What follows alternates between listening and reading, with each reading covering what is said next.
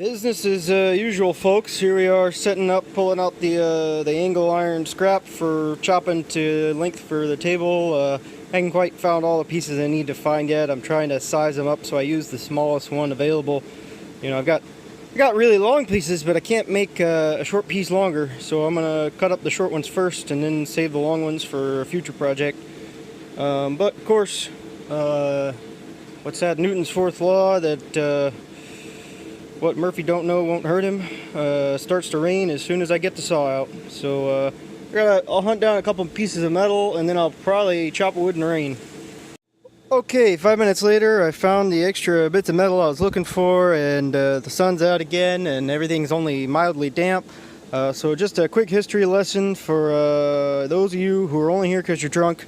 So what I got here is my table plan. I need 4 of these vertical pieces. These horizontal, the side view is 2 pieces here and 2 pieces here. Now these, I wrote 36 inches on the outside, but I'm going to cut these at 36 and weld these on the outside, so I'll have a bit of a protuberance. I don't think that'll be a problem. So yeah, so I need 2 rectangular frames. This is the 2 sides of that. So 2 of these, 2 of these, 2 36, 2 at 28, and I laser eyeballed the casters at about 6 1/8 inches tall. So I said 27 inches on my overall height. 27 minus 6 is 21 inches, so I need a minimum of 21 inches, 28 inches, and 36 inches. So I've got, from the scrap heap, of course, I didn't choose these sizes, 2 at 22 1/2, a cutoff at 27, 29, 29. The mail lady just stopped by. 4 at 36, 40, whatever, a gajillion, 43. So we're all over. We got all the number of pieces. Excellent. Okay, just take a moment to explain how the setup works here. I got my highly calibrated farmer's sine vise set to 45 plus half a degree, and that's it's just a little over the 45. I've checked with a measuring instrument of sorts, protractor on this guy, to make sure it was 45, and I kicked it over just a little bit past that relation to the saw blade. Bring it down, check it out. I checked it, you know, this touches the blade basically flush on the side. Then I clamp this. This is to stabilize whatever I'm cutting. If the piece, you know, flies off, keeps it from vibrating, whatever, and also distributes the clamping force. That little extra bit of cut, it's this way actually, will give me a gap so that when I line up the edges for welding, if I line up the corners touching, there'll be a gap on the back side. So if I have to make any adjustments, I tack weld the inside, or tack weld the outside, and then tap, you know, bend it into place, and then make the inside tack welds after I've got the whole rectangle tack welded on the outside and squared.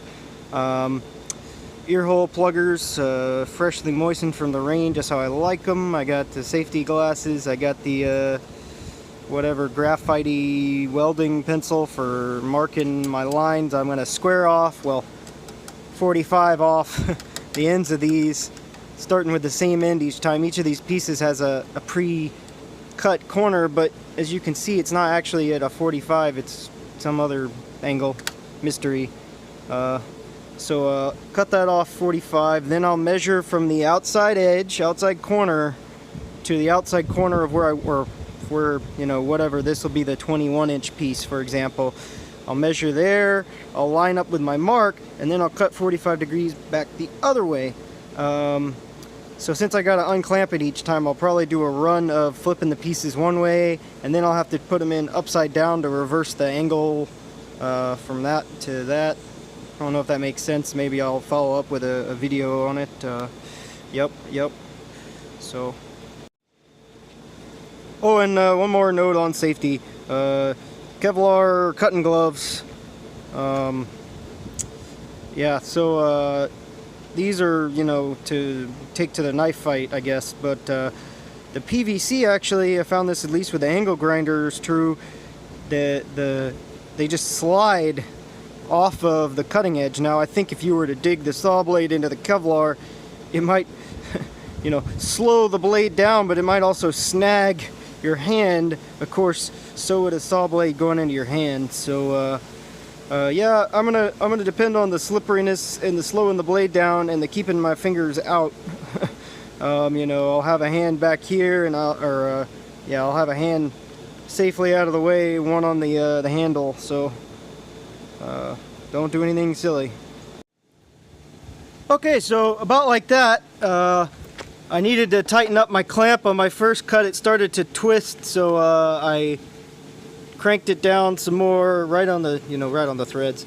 This is a carbide tip metal cutting dry cut saw, so it flings blue hot glowing metal shavings everywhere instead of powderizing it.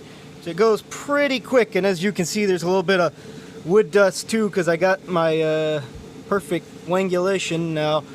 You can see there must be some kind of grabbing action, because even though these were cut, both of this cut, that was cut, this was cut, they're not flush anymore.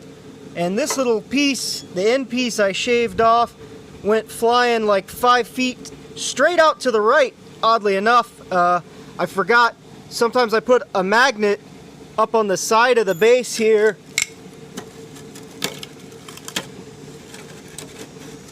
And especially if there's an overhang, I'll stick the magnet up and it will hold the cutoff piece from falling or flying away.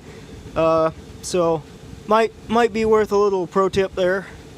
So yeah, I gotta flip this around or mark it off, or maybe I'll do a run of every corner and then mark every one of them and do every opposite side. I'll think about this. Trying to freehand the alignment procedure here. So you put where you want to cut up against the edge of this piece of wood. You get it in there. You bring the blade down. Now I got one hand tied, but then you push it up until the wood is flush, and it will cut right where you marked it. So my plan here is to obliterate that little bit of edge there to get it nice and square. I gotta come over a little bit, but you get the gist of it. Okay, let's fire another one off here.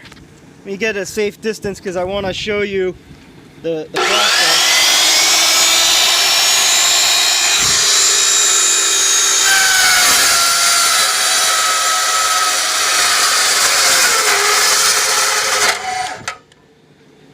Uh-oh, we had a kickback.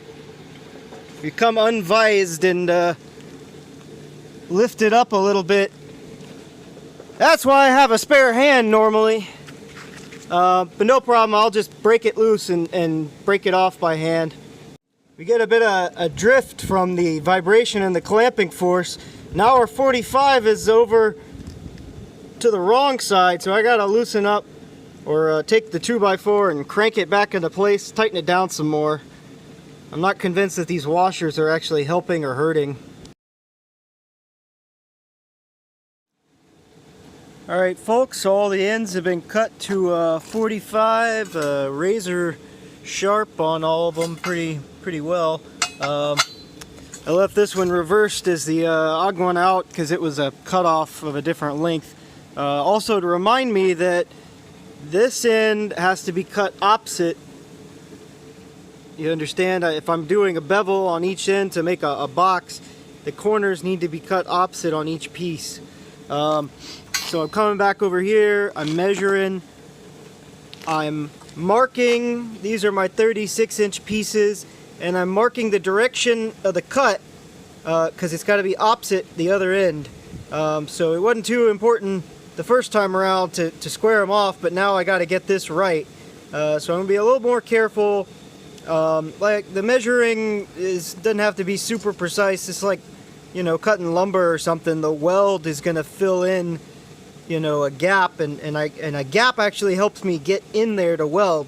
So If it's a little uneven, a little hair short or a hair out of square, as long as I square the outside with a square, then I'll fix it with the weld.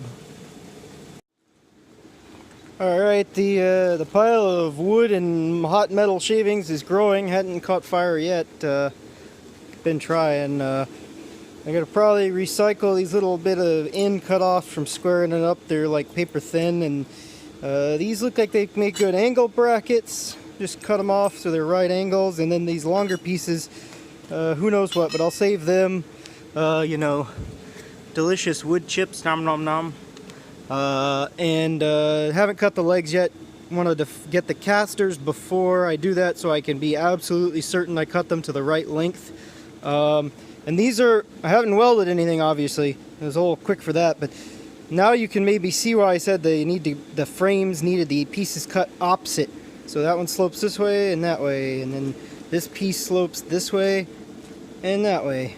And so like I said, I'll put them on the square, I'll measure the length to get them spaced exactly right, use lots of clamps on a flat surface. The driveway is a little rounded, these things wobble, you can tell. I hope it's the driveway and not the metal, but one way or the other I'll clamp them flat and weld them together, and maybe they'll stay that way. So clamp them to exact the length, squareness, etc. Of course there will be a bit of grinding on the ends that I want to weld, and then along the edges that I'm going to weld the tabletop on. So they're not to welding ready yet. Just clean up. Probably use a flap sander instead of a wire wheel to get a good clean edge, because this is a little rusty, crusty, and got paint on it and all that. So otherwise maybe a wire brush, but I hadn't had good luck with a wire brush and mill scale personally. So I don't know. What do you guys use for that? Of course, it's also critically important that any beverage in the shop has a sealable container. You know, I like these because they're not recyclable, and well, soda cans aren't sealable, so they get shavings in them. So there you go.